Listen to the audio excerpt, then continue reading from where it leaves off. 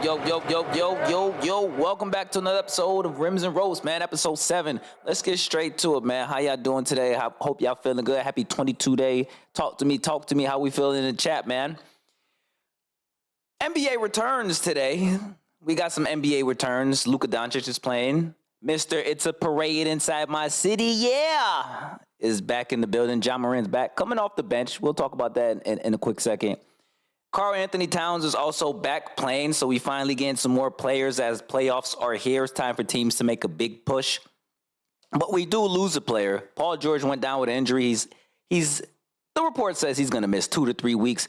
But, I mean, with the history of Paul George, do we really think he's going to be back in 2 to 3 weeks? It's going to take him a good month and a half to kind of get going on that. And by the time he gets into shape, it's probably going to be too late. Now, Kawhi can hold down the fort, but we all know Kawhi has a lot of PTO, and he may take some time off too now. It's like, you know what? Paul George is out. You know what? I'm out too. You know what? My leg hurt. My toenail hurt. I'm about to sit down. We're going to try again next year when we're healthy. Sucks for the Clippers, man. They're probably going to get bumped down to the play-in tournament. They're currently number 5 in the standings in the Western Conference, and Golden State is starting to get healthy. Luka Doncic is back. Ja's back, but I'm not worried about Ja. They're probably going to, they'll be solidified in the playoffs. They're not going to be in that play-in tournament. The Thunder is playing really good right now. And the Timberwolves, I don't know. They're sketchy. Let's talk about Timberwolves real quick. Isn't it odd that as soon as Mr. Anthony Edwards gets injured, Karl Anthony Towns comes back? Now, I honestly think these injuries are planned and scheduled, because why all of a sudden, as soon as he gets hurt, Cat is available to come back within a game and a half, pretty much. I'm starting to think there's some chemistry issues, and the organization is like, let's try to see whose team is it, right? So let's give a trial run to Anthony Edwards. Karl Anthony Towns has been missing since November 28th, if I'm not mistaken. He hasn't played a single game of basketball. He's been at the games, cheering on his teammates as he should be. But I just find it so odd that he's ready to play now that Ant is down. Now, of course, you can say that, yeah, they want to make sure they can make the play-in or make playoffs. So, of course, Cat is going to try to come back now that Ant's down. They're going to need some scoring. They're going to need somebody to be the focal point of the offense and yada, yada, yada, yada. But I don't think Cat was really injured. I think, the organization is trying to see, who do we want to put our chips in? Do we want to make this an Anthony Edwards team and continue to build around him? Or do we want to, try to trade Anthony Edwards in the future and build around Cat continuously? And like I said, they have already invested in Cat. They've gotten players for Cat. And the Rudy Gobert thing was to make Cat play at the 4 so he doesn't have to bump and play at the 5 and all that good stuff. Looks a little shaky to me. So far, so good. From what I was just checking the box scores before I started recording, he does look like he's pretty decent. He's going to have a decent game. They are playing the Hawks, so, the Hawks are going to be undersized a little bit, trying to go against a big team like the Timberwolves with Cat and Gobert. But let's keep an eye out on that. Speaking of returns, Luka Doncic is back, and Kyrie's not playing. Similar situation to what I just said about the Timberwolves. I'm starting to think, there's a thing going on in the NBA right now where it looks like franchises are deciding to sit players just so they could figure out who plays better with what players and what unit. Now, it may be a coaching thing, but I just find it odd. What is the report on Kyrie right now? Why is he not playing? What hurts? Now, we do know Kyrie Irving does sit out a lot, personal reasons, and he does get hurt. But, hey, I think it's time to call a spade a spade. Let's currently look at the score right now, live right here, just to see. It was a close game when I checked. The score right now is 118-117. It's going to be a close game. Luka Doncic still looks like Luka. He's getting to his spots. Luka's always going to be tough to deal with, regardless if he's in shape or not. He's going to be tough to deal with. Now, if they win this game without Kyrie, does Kyrie come back the next game and they continue to build? Because they've only really won one game together. As much as you would think Luka and Kyrie would work, as I've been telling people consistently, unless your 1 or 2 best players do not play defense, it's going to be very difficult for your team to be good, because everything has to start at the top. Top players got to play defense, and it trickles down to the rest of the team. And since Luka Doncic does not play defense, Kyrie Irving can't guard me, they're not going to go that far. Speaking of going very far, there's a parade inside my city, yeah. Ja Morant is back. But why is he coming off the bench? Is this part of his punishment? Did he piss the franchise off that bad that he comes back off the bench with a face mask on? He got a mask on. I did not see anything of his face being injured, nose, anything. Last thing we know, he was out there partying with the scrap on him. Now he back with a mask on. Is this man trying to be Batman or something? I don't know what's going on, but from what I've seen a couple highlights. He got a big dunk. Cool. Ja Morant's back. It's time for the Western Conference to get exciting, right? We're down to the last, I would say, week and a half of good, meaningful basketball until the play-in tournament. And it's time to see who makes the big push so they can make it to the Western Conference Finals. The Warriors, obviously, they get up for big games as it's a close game with the Dallas Mavericks right now. They have a chance to make a push like I just explained earlier. Paul George is hurt. That makes the Clippers go down.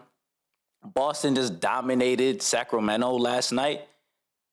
So it looks like it's easy to beat Sacramento if you have a really good game plan. Once you have people out there that can keep them off the board and you can keep up with their pace and kind of stop their perimeter play, I think Sacramento is probably going to be a first round exit. Now, they can definitely take a team to 6 games, and it'll be very fun to watch. They do average still the most points in the league as a team. I still think they're around 120 a game, so it will be a fun series, but I do not believe in them. Memphis, we got to see it. Denver, we have to see it. We have to see it. Moving on, let's go over to the rope side, man. We ain't going to keep this too long. We're going to make this a quick little, nice little episode, nice little podcast, y'all. Make sure y'all follow me, man. I want to follow y'all back. I want to talk some more sports. But this might be a little controversial. Is Logan Paul the most underrated wrestler in WWE right now? Let me tell you why he is. This man can talk. He can cut a promo. He's really athletic. He can wrestle. He can put butts in seats. He can make crowds get really, really hot. And he just has the stock to do it. Now, he brings a different type of value to WWE. We all know he could bring the outside eyes, but it's more than that, man.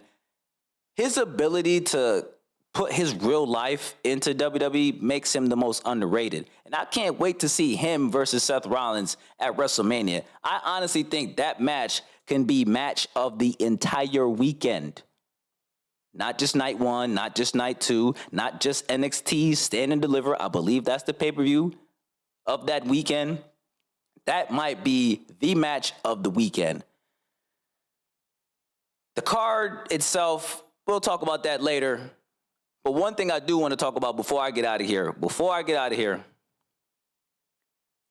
What's going on with Bobby Lashley? Now, there's reports that Bray Wyatt is hurt. I honestly think his ego is hurt right now. I don't think he's hurt. I think his ego's hurt because he cannot be hurt, and he's only wrestled a few matches. Yes, he's doing dark matches. I don't even think he's doing dark matches. I think he's doing live event matches, which is cool, whatever. But that just put Bobby in a hole. Now, last night or a couple nights ago on Monday Night Raw, there's no peep on Bobby Lashley. There wasn't even no Hurt Business kind of like side quest like segment like of MVP talking to, some other wrestlers. There might have been. I might have missed that. But still, there was no word on Bobby Lashley. Now, WrestleMania is exactly next weekend. And if we don't get anything Friday, I'm assuming Bobby's going to be off the card. We did get some Omos build, so clearly Brock is still going to do the whole Omos thing. But where does that leave Bobby Lashley, man? Should he still be on the card? Should he do the whole Uncle Howdy thing? I know some people said that. It's like, all right, if Bray's not going to wrestle, let him wrestle Uncle Howdy. But there's no reason for Uncle Howdy to get a WrestleMania match when he hasn't done anything. We still don't know who he is. We still don't know what is he about. We don't know what his relationship to Bray is. How we know that's even his uncle? What if that's his brother? What if it's his brother? I'm joking, guys. Hey, man, y'all tell me what y'all think, man. I'm pretty upset with the whole Bray Wyatt and Bobby Lashley thing because I honestly thought Bobby deserves to be on the WrestleMania card because I do think he could be an opponent for Roman after Roman finishes Cody Rhodes because Cody's not winning. we've talked about that. Cody's not winning it. Roman's been, doing his thing. I would love to see Hurt Business versus Bloodline, especially if they do the whole rumor thing with the picture of Carmelo Hayes and the Street Profit and MVP, if they kind of revamp the Hurt Business a little bit and put, because the Street Profit's been losing. Montez just lost to Austin Theory. The week before that, Dawkins lost to Austin Theory. So let's revamp the Hurt Business, put the Street Profit in there, bring up Carmelo Hayes on the night after WrestleMania. Now, does he win the belt from Braun Breaker? Or does he lose and go up? I don't think it matters because we've all seen NXT champions be on the main roster, especially with Kevin Owens.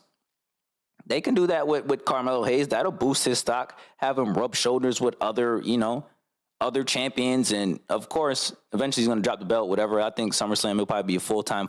But let's do it. I would love to see Hurt Business versus Bloodline in a series. And maybe they could build up into War Games. Well, y'all tell me what y'all think, man. Appreciate y'all for rocking with me, man. I'll see y'all in the next one, man. I'm out of here, bro. Happy 22 day.